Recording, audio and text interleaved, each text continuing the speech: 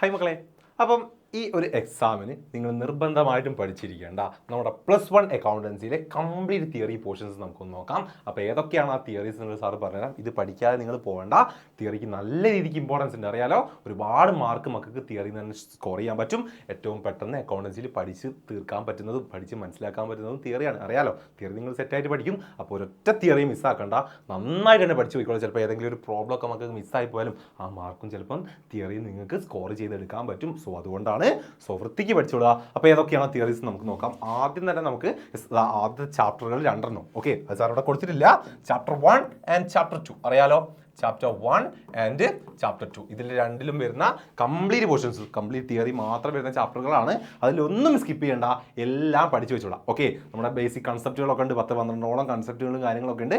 അതൊന്നും ഒറ്റയൊന്നും മിസ്സാക്കണ്ട. ഓരോന്നിനെ കുറിച്ചും മനസ്സിലാക്കി കറക്റ്റ് മീനിങ് മനസ്സിലാക്കി വെച്ചോളാം. ഒരുപാട് ക്വസ്റ്റ്യൻസ് അതിൽ നിന്നൊക്കെ ചോദിക്കും. പിന്നെ ആദ്യത്തെ ചാപ്റ്റർ നമ്മൾ സിമ്പിൾ ആയിട്ടുള്ള ബേസിക് കാര്യങ്ങളാണ് അല്ലേ. ടേമുകൾ, അതുപോലെ തന്നെ ഒബ്ജക്റ്റീവ്സ്, അതുപോലെ തന്നെ എന്താണ് യൂസേഴ്സ് ആരൊക്കെ, അതുപോലെ തന്നെ ക്വാളിറ്റേറ്റീവ് ക്യാരക്ടറിസ്റ്റിക്സ്, അങ്ങനെ കുറേ കാര്യങ്ങളുണ്ട്. ഏതൊക്കെയാണ് ഫംഗ്ഷൻസ് അക്കൗണ്ടിങ്ങിൻ്റെ. അപ്പോൾ അതൊക്കെ വൃത്തിക്ക് തന്നെ പഠിച്ചിട്ട് പോവുക. ദെൻ 3rd ചാപ്റ്ററിലേക്ക് എത്തുന്ന സമയത്ത് നമുക്കറിയാം, ആദ്യം നിങ്ങൾ നോക്കേണ്ടത് അക്കൗണ്ടിങ് ഇക്വേഷൻ തന്നെയാണ്, അല്ലെങ്കിൽ നമ്മുടെ ബാലൻസ് ഷീറ്റ് ഇക്വേഷൻ ഏതാണ്. ഈ ഇക്വേഷൻസ് നിങ്ങൾ മറക്കരുത്. ഓക്കെ, ഈക്വേഷൻസ് മറക്കാൻ പാടില്ല. ഇത് ബേസ് ചെയ്തിട്ടുള്ള പ്രോബ്ലംസ് വരും, അല്ലാതൊക്കെ ക്വസ്റ്റ്യൻസ് വരാറുണ്ട്. അപ്പം അക്കൗണ്ടിങ് ഇക്വേഷൻ നിങ്ങൾ എന്തായാലും പഠിച്ചു വെച്ചോളാം. പിന്നെ അടുത്തൊരു ഇമ്പോർട്ടൻറ്റ് കാര്യമാണ് നമ്മുടെ ജേണലും ലെഡ്ജറും തമ്മിലുള്ള ഡിഫറൻസുകൾ. അപ്പം നമ്മൾ പറഞ്ഞിട്ടുണ്ട്, ക്ലാസ്സിലൊക്കെ ഒരുപാട് പറഞ്ഞിട്ടുണ്ട്. അപ്പോൾ എന്താണ് അത് വൃത്തിക്ക് നോക്കി വെച്ചോളാം. ജേണൽ എന്ന് പറയുന്നത് എന്താണ്, ഒറിജിനൽ എൻട്രി ആണ്. ഇതോ ഒരു ഫൈനൽ എൻട്രി ആണ്. പിന്നെയോ എല്ലാ ട്രാൻസാക്ഷൻസും ആദ്യം റെക്കോർഡ് ചെയ്യുക ജേണലിലാണ്. ഇതോ ഫൈനൽ റെക്കോർഡിംഗ് ആണ്. പിന്നെയോ ട്രാൻസാക്ഷൻസ് ആർ റെക്കോർഡിൻ്റെ ക്രോണോളജിക്കൽ ഇവിടെ ഒരു ഓർഡർ ഉണ്ടാവും. പക്ഷെ ഇവിടെ എന്താ, നമ്മൾ ജേണലി അനലൈസ് ചെയ്യുന്ന മാനറിലാണ് നമ്മളത് പ്രിപ്പയർ ചെയ്യുക. പിന്നെ ഇവിടെ സോഴ്സ് ഡോക്യുമെന്റിന്റെ ബേസിലാണ് നമ്മൾ എന്ത് പ്രിപ്പയർ ചെയ്യുക, ജേണൽ പ്രിപ്പയർ ചെയ്യുക അല്ലേ. പക്ഷെ ലെഡ്ജറോ നമ്മൾ ജേണലിന്റെ ബേസിലാണ് പ്രിപ്പയർ ചെയ്യുന്നത്. പിന്നെയോ അവിടെ നമ്മൾ ജേണൽ എന്ത് ചെയ്യുന്നുണ്ട്, നമ്മൾ ബാലൻസ് ചെയ്യുന്നുണ്ട്. സോറി, ജേണൽ ബാലൻസ് ചെയ്യുന്നില്ല, ലെഡ്ജർ നമ്മൾ ബാലൻസ് ചെയ്യുന്നുണ്ട്. പിന്നെയോ ദ പ്രോസസ് ഓഫ് റെക്കോർഡിംഗ് അല്ലേ. നമ്മൾ ജേണലിൽ റെക്കോർഡ് ചെയ്യുന്നതിനെ ജേണലൈസിംഗ് എന്നും ലെഡ്ജറിൽ റെക്കോർഡ് ചെയ്യുന്നതിനെ പോസ്റ്റിംഗ് എന്നും നമ്മൾ പറയാറുണ്ട്. പിന്നെയോ ഇവിടെ ഒരു യൂണിഫോമിറ്റി നമ്മളെന്താണ്, ഇവിടെ ഒരു യൂണിഫോമിറ്റി നമ്മൾ കീപ്പ് ചെയ്യുന്നില്ല, പക്ഷേ ഇവിടെ നമുക്കത് യൂണിഫോമിറ്റി നമ്മൾ കീപ്പ് ചെയ്യുന്നുണ്ട്. ഓക്കെ, ബേസിക് ആയിട്ടുള്ള പോയിന്റ്സുകളാണ്. അപ്പോൾ അത് നിർബന്ധമായിട്ട് മക്കൾ പഠിച്ചു വെച്ചിരിക്കണം, ജേണലും ലെഡ്ജറും തമ്മിലുള്ള ഡിഫറൻസ്. പിന്നെ നമുക്ക് പഠിക്കാനുള്ളത് ഇമ്പോർട്ടൻസ് ഓഫ് സ്പെഷ്യൽ ജേണൽസ്. അതാ നമുക്കറിയാലോ, ഒരുപാട് ടൈപ്സ്. നമ്മൾ 4ാമത്തെ ചാപ്റ്ററിൽ ഇത് ഓരോന്നാണ് നിങ്ങൾ പഠിക്കുന്നത്. ഓക്കെ, ഇത് ഓരോന്നിൻ്റെ പ്രോബ്ലംസ് നമുക്ക് ഷുവറാണ്. അതായത് ഇപ്പോൾ cash book, purchase book, sales book, അതുപോലെ തന്നെ സെയിൽസ് റിട്ടേൺ ബുക്ക് ഒക്കെ നമുക്ക് ചോദിക്കാറുണ്ട്. ഡബിൾ കോളം ക്യാഷ് ബുക്കും കാര്യങ്ങളൊക്കെ നമ്മൾ പ്രോബ്ലമായിട്ട് ചോദിക്കാറുണ്ട്. അതിൻ്റെ ഒക്കെ കൂടെ എന്ത് വേണം, ഇത് ഓരോന്നും എന്താണ്, എന്തിനു വേണ്ടിയിട്ടാണ് പ്രിപ്പയർ ചെയ്യുന്നത് എന്നൊക്കെ വൃത്തിക്ക് പഠിച്ചു വെച്ചോളാം. ഓക്കെ, എന്താണ്, എന്തിനൊക്കെ വേണ്ടിയിട്ടാണ് നമ്മൾ പ്രിപ്പയർ ചെയ്യുന്നത് എന്നൊക്കെ നന്നായിട്ട് തന്നെ മനസ്സിലാക്കി വെച്ചോളാം. ദെൻ ജേണൽ പ്രോപ്പർ നല്ലോണം ഇമ്പോർട്ടൻ്റ് ആണ്. നമ്മൾ ഒരുപാട് ക്വസ്റ്റ്യൻ കാണാറുണ്ട്, എന്താണ് ജേണൽ പ്രോപ്പർ എന്ന് പറഞ്ഞു കഴിഞ്ഞാൽ. ഓക്കെ, എന്താണ് a book maintain to record transaction which do not journal അല്ലെ. എന്താണ് മറ്റ് ജേണൽ സ്പെഷ്യൽ ബുക്സുകളിലൊന്നും റെക്കോർഡ് ചെയ്യാത്ത ടൈപ്പ് ട്രാൻസാക്ഷൻസ് റെക്കോർഡ് ചെയ്യാൻ വേണ്ടി നമ്മൾ പ്രിപ്പയർ ചെയ്യുന്നതാണ് ഇത് ജേണൽ പ്രോപ്പറുകൾ എന്ന് പറയുന്നത്. അപ്പോൾ എന്തൊക്കെയാണ് മറ്റ് ട്രാൻസാക്ഷൻസ് നമ്മൾ റെക്കോർഡ് ചെയ്യാതെ, ഓപ്പണിംഗ് എൻട്രി ഉണ്ട്, അഡ്ജസ്റ്റ്മെന്റ് എൻട്രി ഉണ്ട്, റെക്ടിഫിക്കേഷൻ എൻട്രി ഉണ്ട്, ട്രാൻസ്ഫർ എൻട്രി ഉണ്ട്, പിന്നെ മറ്റ് അതർ എൻട്രീസ്, അതായത് purchase and sale of asset on credit, പിന്നെ goods withdrawn by the owner for personal use, പിന്നെ loss of goods by fire, theft അല്ലെ. ഇങ്ങനത്തെ കാര്യങ്ങളൊക്കെ റെക്കോർഡ് ചെയ്യാൻ വേണ്ടിയിട്ടാണ് നമ്മളിവിടെ ജേണൽ പ്രോപ്പർ പ്രിപ്പയർ ചെയ്യുന്നത്. പഠിച്ചു വെച്ചോളെ, ഉറപ്പായിട്ടും ചോദ്യം വരും. Okay, ready. പിന്നെ നമുക്ക് പഠിക്കാനുള്ളത് നമ്മുടെ 5ാമത്തെ ചാപ്റ്ററിലെ ഇമ്പോർട്ടൻറ്റ് കാര്യം നമുക്കറിയാലോ. ബാങ്ക് റീകൺസിലിയേഷൻ സ്റ്റേറ്റ്മെന്റ് എന്ത് ചോദിച്ചിരിക്കുക, BRS. ഓക്കെ, BRS എന്ത് ക്വസ്റ്റ്യൻ വരും. ദെൻ അതുപോലെ തന്നെ BRSന്റെ റീസൺസ് അറിയാലോ. 2 ടൈപ്പ് റീസൺസ് നമ്മൾ പഠിച്ചിട്ടുണ്ട്. ഓക്കെ, അപ്പോൾ അത് രണ്ടും നിങ്ങളും വൃത്തിക്ക് പഠിച്ചു വെച്ചോളാം. ഓരോന്നും ഒന്നും സ്കിപ്പ് ചെയ്യേണ്ട, ഒന്നും മിസ്സാക്കണ്ട. എല്ലാത്തിനെയും കുറിച്ചും കൃത്യമായ ധാരണ മക്കൾക്ക് ഉണ്ടായിരിക്കണം. ഓരോന്നും എന്താണ് ഉദ്ദേശിക്കുന്നത്. അതിൻ്റെ കൂടെ തന്നെ നിങ്ങൾ ഓർത്ത് വെച്ചിരിക്കേണ്ട കാര്യമാണ് ഈ ഓരോ റീസണിൻ്റെയും എഫക്റ്റുകൾ. ഓക്കെ, ഈ ഓരോ റീസണിൻ്റെയും എഫക്റ്റുകൾ നമ്മൾ പല ക്വസ്റ്റ്യനായി ചോദിക്കാറുണ്ട്. അതായത് ഇപ്പം എന്താണ് ബാങ്ക് റീകൺസിലിയേഷൻ സ്റ്റേറ്റ്മെന്റിന്റെ റീസൺസിൽ ഇപ്പോൾ നമ്മുടെ എന്താണ് പാസ്ബുക്ക് ബാലൻസ് കൂടുതലും ക്യാഷ് ബുക്ക് ബാലൻസ് കുറഞ്ഞും കിടക്കുന്ന ട്രാൻസാക്ഷൻസ് ഏതെങ്കിലും എഴുതൂ. അല്ലെങ്കിൽ എന്താണ് ക്യാഷ് ബുക്ക് ബാലൻസ് കൂടുതലും പാസ്ബുക്ക് ബാലൻസ് കുറവുള്ള ട്രാൻസാക്ഷൻസ് റെക്കോർഡ് ചെയ്യൂ, 2-3 എഴുതൂ. ഇഷ്ടം പോലെ ക്വസ്റ്റ്യൻ വരാറുണ്ട്. മോഡൽ എക്സാമിനും ക്വസ്റ്റ്യൻ നമുക്കത് വന്നിട്ടുണ്ടായിരുന്നു. സോ അതുകൊണ്ട് അതുപോലെ തന്നെ കഴിഞ്ഞ ക്രിസ്മസ് എക്സാമിന് വന്നിട്ടുണ്ടായിരുന്നു. സോ അതുകൊണ്ട് വൃത്തിക്ക് പഠിച്ചു വെച്ചോളാം. ഈ ട്രാൻസാക്ഷനിലെ എല്ലാം മീൻ ഈ റീസൺസിൻ്റെ എല്ലാം എഫക്റ്റുകൾ എന്ത് എന്നുള്ളത് സാർ അവിടെ കൊടുത്തിട്ടുണ്ട്. അപ്പോൾ അത് ഇതേ ഓർഡറിൽ പഠിച്ചു വെച്ചാൽ നിങ്ങൾക്ക് സെറ്റായിട്ട് കിട്ടും. എങ്ങനെയാണ് check issue but not presented അല്ലെ, എന്താണ് അതിൻ്റെ എഫക്റ്റ്? പാസ്ബുക്ക് ബാലൻസ് കൂടുതലാണ് അല്ലേ, പാസ്ബുക്ക് ബാലൻസ് കൂടുതൽ എന്ന് പറഞ്ഞു കഴിഞ്ഞാൽ അവിടെ നിങ്ങൾക്ക് ഊഹിക്കാം യെസ് എന്തായിരിക്കും ക്യാഷ് ബുക്ക് ബാലൻസ് എന്തായിരിക്കും?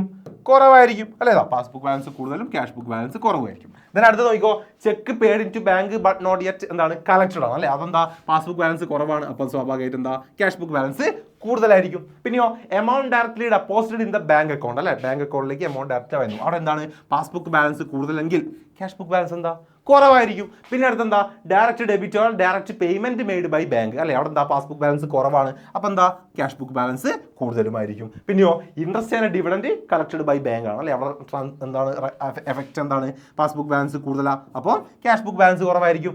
ലാസ്റ്റ് എന്താ ചെക്ക് ഡെപ്പോസിറ്റ് അല്ലെങ്കിൽ ഓർ ബിൽ ഡിസ്കൗണ്ടഡ് ആണ് അല്ലേ, അവിടുത്തെ ട്രാൻസാക്ഷൻ എന്താണ് എഫക്റ്റ് എന്താ പാസ്ബുക്ക് ബാലൻസ് കുറവാണ്, അപ്പം ക്യാഷ് ബുക്ക് ബാലൻസ് എന്താ കൂടുതലായിരിക്കും. റെഡി അല്ലേ? അപ്പം എഫക്റ്റിന് ഇമ്പോർട്ടൻ്റ് ആണ്. 2-3 മാർക്കിനൊക്കെ ഏതെങ്കിലുമൊക്കെ എഫക്റ്റുകൾ ചോദിച്ചിട്ട് അതിൽ എഴുതാൻ നിങ്ങളോട് പറയാറുണ്ട്, റിപ്പീറ്റ് ക്വസ്റ്റ്യൻ നമ്മൾ കാണാറുണ്ട്. അപ്പോൾ അത് നല്ല രീതിക്ക് മക്കൾ ഓർത്ത് വെച്ചോളാം. ഇത് ഓരോന്നിൻ്റെയും മീനിങ്ങും മക്കൾ പഠിച്ച് വെച്ചിരിക്കേണ്ടതുണ്ട്. ഓക്കെ അല്ലേ? സെറ്റ്. ദെൻ നമുക്ക് അടുത്തേക്ക് പോവാം. The meaning of trial balance. Okay, repeated ആണ്. എന്താണ് ട്രയൽ ബാലൻസ്, അതുപോലെ തന്നെ എന്തൊക്കെയാണ് ട്രയൽ ബാലൻസിൻ്റെ ഒബ്ജക്റ്റീവ്സ്, എന്തിനൊക്കെ വേണ്ടിയിട്ടാണ് നമ്മൾ ട്രയൽ ബാലൻസ് പ്രിപ്പയർ ചെയ്യുന്നത് അല്ലേ, ഒരു സ്റ്റേറ്റ്മെൻ്റ് ആണ് അല്ലേ, എന്താണ് നമ്മുടെ ലെഡ്ജർ എല്ലാ ലെഡ്ജേഴ്സിൻ്റെയും അരിത്തമാറ്റിക്കൽ അക്യൂറസി ചെക്ക് ചെയ്യാൻ വേണ്ടി നമ്മൾ പ്രിപ്പയർ ചെയ്യുന്നതാണ് ഇത് ട്രയൽ ബാലൻസ് എന്ന് പറയുന്നത് അല്ലേ. അപ്പോൾ അരിത്തമാറ്റിക്കൽ അക്യൂറസി നോക്കാൻ വേണ്ടി ഹെൽപ്പ് ടു ലൊക്കേറ്റിംഗ് എറേഴ്സ്, അതുപോലെ തന്നെ എന്താണ് preparation of financial statement prepare ചെയ്യാൻ, ഇതിനൊക്കെ വേണ്ടിയിട്ടാണ് നമ്മൾ എന്ത് ചെയ്യുന്നത്, നമ്മുടെ ട്രയൽ ബാലൻസ് നമ്മൾ പ്രിപ്പയർ ചെയ്യുന്നത്. പഠിച്ചു വെച്ചോളൂ ട്രയൽ ബാലൻസും അതിൻ്റെ ഒബ്ജക്റ്റീവ്സും. പിന്നെ നമുക്ക് പഠിക്കാനുള്ളത് ആ ചാപ്റ്ററിൽ എറേഴ്സ് ആണ് അല്ലേ, ഒരുപാട് എറേഴ്സ് കണ്ടല്ലോ. എറർ ഓഫ് കമ്മീഷൻ ഉണ്ട്, എറർ ഓഫ് ഒമിഷൻ ഉണ്ട്, അതിൽ തന്നെ error of complete omission, error of partial omission ഉണ്ട്, പിന്നെയോ എറർ ഓഫ് പ്രിൻസിപ്പിൾ ഉണ്ട്, കോമ്പൻസേറ്റിംഗ് എറർ ഉണ്ട്, ഇങ്ങനത്തെ കുറേ കാര്യങ്ങളുണ്ട്. ഇത് ഓരോന്നും മനസ്സിലാക്കി വെച്ചുള്ള ഓരോ എക്സാമ്പിൾ വൈസ് ഇത് നിർബന്ധമായിട്ടും മക്കൾ പഠിച്ച് വെച്ചിരിക്കേണ്ടതുണ്ട്. ക്വസ്റ്റ്യൻസ് ഉണ്ടാകും. ഓക്കെ എറേഴ്സ് പഠിക്കാതെ പോകണ്ട. ഓക്കെ, പിന്നെന്താ അതിൽ തന്നെ നമുക്ക് വരുന്ന ഐറ്റം ആണല്ലേ സസ്പെൻസ് അക്കൗണ്ട് എന്ന് പറയുന്നത്. അതായത് പെട്ടെന്ന് എന്താണ് നമുക്ക് ഇപ്പോൾ എന്താ ഒരു എറേഴ്സ് ഒക്കെ ലൊക്കേറ്റ് ചെയ്ത് കഴിഞ്ഞാൽ അത് റെക്ടിഫൈ ചെയ്യാൻ വേണ്ടി നമ്മൾ ആ ഒരു ടൈമിൽ തന്നെ എന്താണ് ഒരു ടെമ്പററി ആയിട്ട് പ്രിപ്പയർ ചെയ്യുന്ന ഒരു അക്കൗണ്ടാണ് ഇത് നമ്മുടെ സസ്പെൻസ് അക്കൗണ്ട് എന്ന് പറയുന്നത്. അപ്പോൾ അതൊന്നും മക്കൾ ഇതിൻ്റെ കൂടെ തന്നെ ഓർത്ത് വെച്ചിരിക്കുക.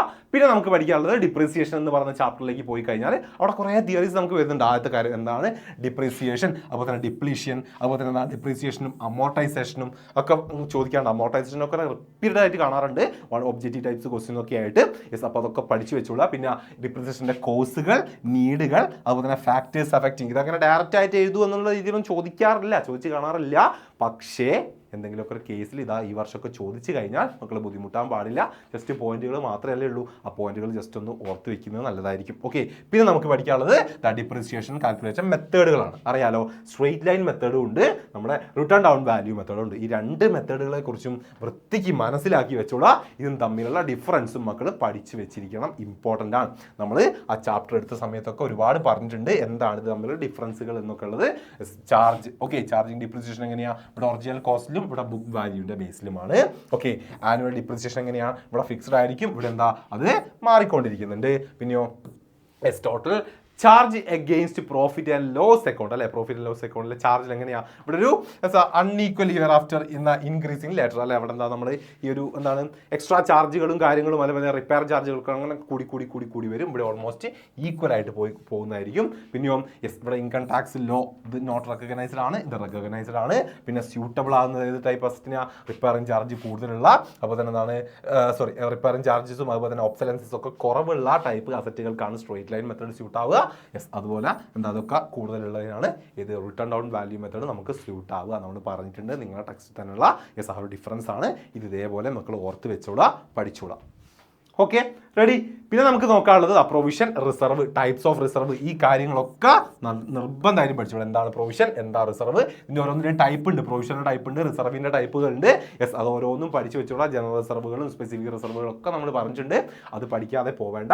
പിന്നെ അതിലൂടെ വരുന്ന ഒരു ക്വസ്റ്റ്യൻ ആണ് പ്രൊവിഷനും റിസർവും തമ്മിലുള്ള ഡിഫറൻസ്. അതും നമുക്ക് ചോദിച്ച് കാണാറുണ്ട് അല്ലേ. അപ്പോൾ ബേസിക് നാച്ചുറൽ ഇതൊക്കെ നിങ്ങളുടെ ടെക്സ്റ്റിൽ തന്നെയുള്ള കേട്ടോ. ബേസിക് നാച്ചുറൽ എന്താണ്, ചാർജ് അഗെയിൻസ്റ്റ് പ്രോഫിറ്റ് ആണ്, ഇതൊരു അപ്രോപ്രിയേഷൻ ഓഫ് പ്രോഫിറ്റ് ആണ്. പിന്നെ പർപ്പസ് എന്താണ്, created non liability and expense അല്ലെ, സംഭവിക്കാൻ പോകുന്ന ഒരു ലാബിലിറ്റി അല്ലെങ്കിൽ എക്സ്പെൻസിന് വേണ്ടിയിട്ടാണ്. ഇവിടെയോ സ്ട്രെങ്തനിങ് ദ ഫിനാൻഷ്യൽ പൊസിഷൻ ഒക്കെ നമുക്ക് പറയാം. പിന്നെയോ എഫക്ട് ഓൺ ടാക്സബിൾ പ്രോഫിറ്റ് അല്ലെ, ഇവിടെ എന്താ റെഡ്യൂസ് ടാക്സബിൾ പ്രോഫിറ്റ്, ഇവിടെ എന്താ യെസ് നോ എഫക്റ്റ്. പിന്നെയോ പ്രസന്റേഷൻ ഇൻ ബാലൻസ് ഷീറ്റ് അല്ലെ, ബാലൻസ് ഷീറ്റിൽ എങ്ങനെയാ ഒന്ന് നമുക്ക് എന്താ ഓരോ ഐറ്റത്തിൽ നിന്നും അസറ്റിൽ നിന്ന് നമുക്ക് ഡിഡക്ട് ചെയ്യാം, അല്ലെങ്കിൽ ലാബിലിറ്റി സൈഡിൽ കാണിക്കാം. ഇവിടെയോ അത് ലാബിലിറ്റി സൈഡിൽ നമ്മൾ എന്താണ് യെസ് ആഫ്റ്റർ ക്യാപിറ്റൽ എമൗണ്ടിന് ശേഷം നമ്മൾ റെക്കോർഡ് ചെയ്ത് കാണിക്കുന്നു. ഓക്കെ അല്ലേ, റിസർവ് സെറ്റ്. അപ്പം ഇത് രണ്ടും പഠിച്ചു വെച്ചിരിക്കണം. ഇവിടെ നമുക്ക് സ്ട്രെയിറ്റ് ലൈൻ മെത്തേഡിൻ്റെ അതുപോലെ തന്നെ പ്രൊവിഷനും റിസർവും ആ ഒരു മെത്തേഡുകൾ തമ്മിലുള്ള ഡിഫറൻസ് നമ്മൾ പല ക്വസ്റ്റ്യനിൽ കാണാറുണ്ട്.